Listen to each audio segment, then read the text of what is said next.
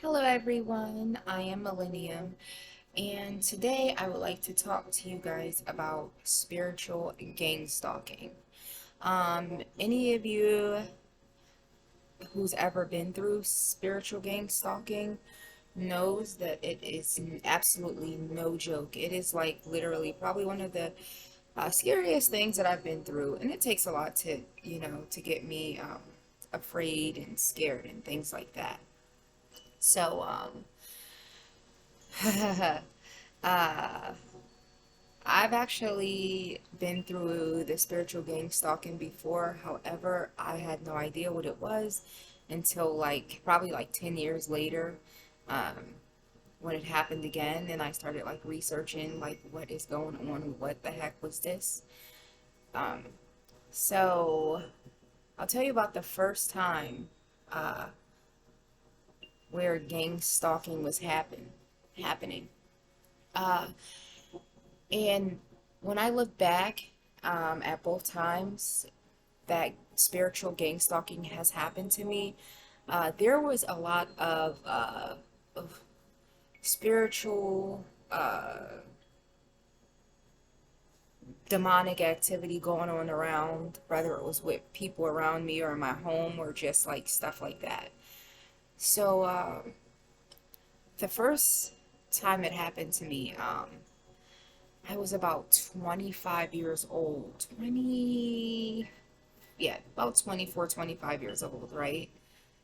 And I just remember me and my ex and my children were going to the mall. Mind you, I go to the mall all the time. Like at this time, I didn't really have anxiety. I didn't have, I was a free-spirited person. I mean, I still am, but, you know, with a little more anxiety now. But uh, I remember we walked into the mall. We walked in, like, we literally just walked into the mall. And you know how when you walk into the mall, then it's that little corner where the doors are, and then you kind of turn this way or that way, and that's where, like, all of the activity is. So I remember we were about to turn left to go around that corner, and I don't even know what to say. Everyone in the mall, like, turned around and, like, just looked at me and was, like, staring.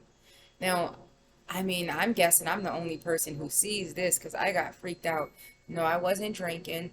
No, I wasn't on any drugs. No, I didn't have any mental issues or nothing like that. I didn't, I was just so afraid. I It's something I can't even explain, but I mean, the whole mall was just like staring at me. And I didn't tell like my ex, I got freaked out and I was just like, I want to leave, I want to go. And everybody was just looking at me like, okay. So we just left. And I actually was just like, I thought it was something wrong with me. And I'm just like, like what was that? Like it was super scary. So, um, you know, that was that. Um, also, I don't even want to tie this to this video because that's going to be another video. But that ex was also a narcissist, and when you're around narcissistic people or a narcissistic person, there is a lot of demonic activity that comes along with those uh, narcissistic people because they have a lot of spirits on them. They're carrying spirits on their back. They just so and then again, I had no idea what narcissism was at that time or that he was even one, but you know, he definitely was. Um, so that was that. Uh, Now, fast forward, I'm what 25 at that point, 24, 25. 10 years later, I'm what, 35? Maybe 36 years old, about 36 probably. 35, 36. So I actually just left a narcissist, like just left him, and he was not too happy about it, even though there were a lot of demonic things going on and spiritual things going on. during and after that relationship. But this is, I think, the point where he knew I wasn't going to take him back. So I don't know what was going on, what was happening. His family was also extremely narcissistic, and they thought I was just like taking something from him, which, yeah, I was. I was taking my energy back. Um, so, like, fast forward, I was about 36 years old, and uh,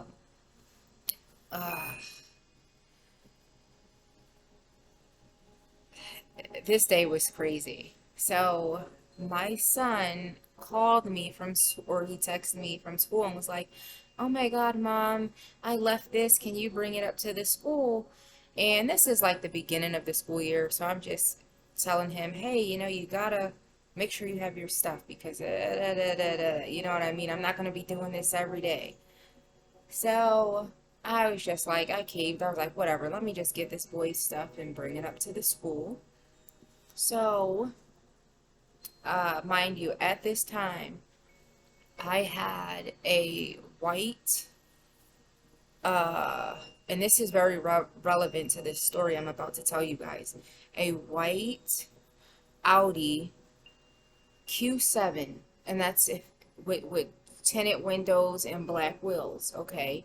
Now, if you don't know, that's the SUV. That's like the seven-seater SUV, right? So, um, I didn't want to take the main road to the school. Now, mind you, I lived on like a farm at this time. Now, mind you, I didn't farm. I just lived on like a farm, basically. So there's like a main road, which is not really, I mean, it's kind of the busy road in our county. Or you can go the back road, which is the farm road. So I took the back way to the school. Now, mind you, there's never any vehicles really on this road, besides the people who live on that road, which there's all the houses are spaced very far apart. It's really never much traffic on that road, which is why I decided to take that road. So I go down my road, which was Summer Valley Road, and I forget this. I think it was like Red Dell Road or something like that. So I go up there and I turn onto Red Dell Road, and I'm driving, whatever. So I see a white SUV with black tinted windows and black wheels, whatever. Then I see another white SUV with black tinted windows and black wheels, and I'm still not thinking, just listening to music, whatever. Then here comes another one, and another one. Then here comes a pickup truck, black tinted windows, white, black tinted windows, black wheels. Another pickup truck, they just kept coming and coming and coming and coming. Actually, I think it was actually on my way home. It wasn't on my way to this school. I'm sorry. It was on my way home because I remember I was going home and then they were coming this way. So yeah, I was, and it was more, I swear it was about 12 or 13 of them. I was so scared. At the time, I was so scared. Mind you, this is like, I want to say like 11 o'clock in the morning. Yes, about 11 o'clock. I was so afraid. I get home, my heart is beating. I took out my wine, I poured a glass, and I'm like, what the was that? Like, what was that? So, whatever. I'm just chilling. I'm just looking up stuff like, I don't even know. My mind was crazy. I'm like, I gotta go get a reading. I don't know what that was. So, after that, the same day, I'm trying to think. I go, my youngest, he was in daycare at the time. So I go and pick him up from daycare. We get home. Now he's like, oh, I want Easy Mac. So I was like, whatever. So I go make him some Easy Mac, right? I make Easy Mac a million times, a million times. Um, so I'm trying to think how, like, I put it in the microwave. And mind you, the microwave's not broken. This is a brand new microwave. It's less than 6 months old, right? Nothing wrong with the microwave. I got it, put the little water to the thing, put it in. Why the heck? So I run to go to the bathroom quick, come back in the kitchen. My goddamn microwave's on fire. My microwave is on fire.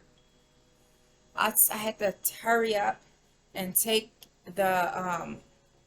get the fire extinguisher and spray the fire out.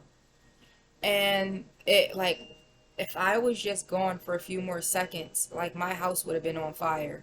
Because it was just a little longer, I would have had to call a fire department, because you could still have, that fire smell was so, I had to air the house out and everything. It was like disgusting. And the microwave was like ruined, so I just took that, threw that in the garage, at the time. But then, just things were happening, like weird things were happening. Um, so that is another time. And I do have more times, like, I literally never been in car accidents in my life, and then um, me and my ex had to go to court because of something horrible he did, and his parents had came to pick up our son, and all of a sudden they never, oh yeah, they've been to the house before. After I get in the car to go to court, I spin out. Then I get a brand new car, and then somebody just crashes into it. Now, and this is right after I had my child. So it's just a lot of spiritual warfare I've been through.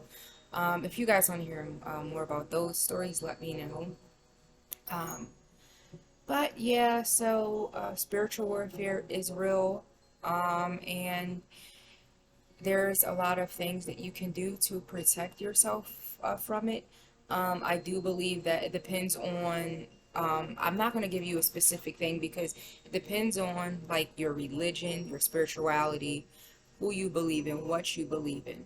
So whatever you believe in and whatever you believe in is for you. Um, but like, I'm an extremely spiritual person, so I believe in God is the universe. I believe that whatever you put out, you get back. Um, and I believe that there's good and evil in this world.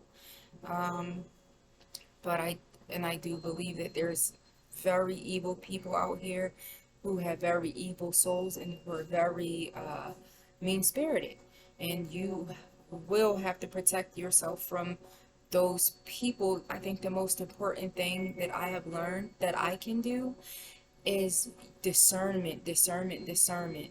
Like, just knowing when someone is not your friend, knowing when someone does not really care about you, they only care about what they can get from you, or some people just want to come and, like, hurt you just for, I know that sounds crazy. It sounds really crazy, because I just don't have that bone in my body, so I don't want, and when you don't think like that, it's just like, how can someone else think like that, right?